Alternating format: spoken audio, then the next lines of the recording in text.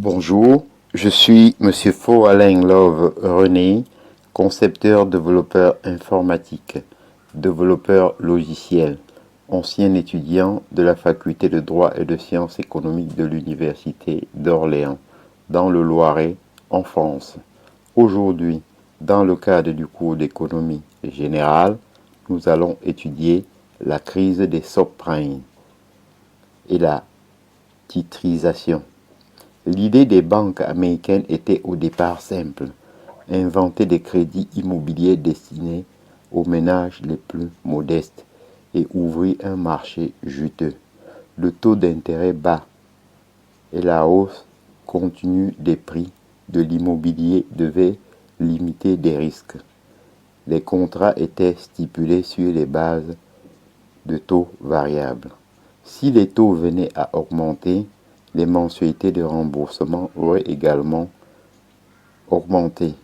En cas de problème, la vente du bien à un prix élevé devait permettre à chacun de s'en sortir confortablement. En 2007, la hausse des taux alourdit les mensualités de remboursement. Des centaines de milliers de ménages sont incapables de rembourser. Les ventes sur saisie se multiplient, les prix s'effondrent. Pour empêcher la faillite, les banques mettent en place une mécanique infernale qui, au lieu d'éviter la crise, va généraliser la titrisation. Il s'agit de noyer le poisson en finançant ses engagements par l'émission et la vente de titres composés de paniers de créances, comme les SICAV, limitant les risques. Ce panachage peut être accompli jusqu'à 3 fois.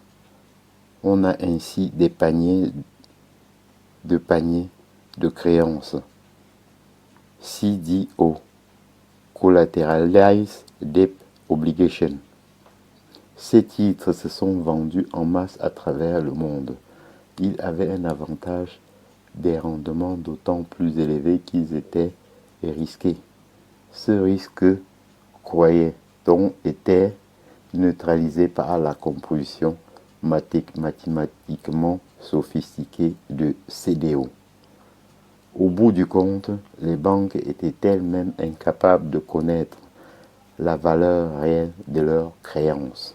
Les banques les plus touchées se sont retrouvées en situation de faillite. De centaines de milliers d'Américains ont été jetés à la rue.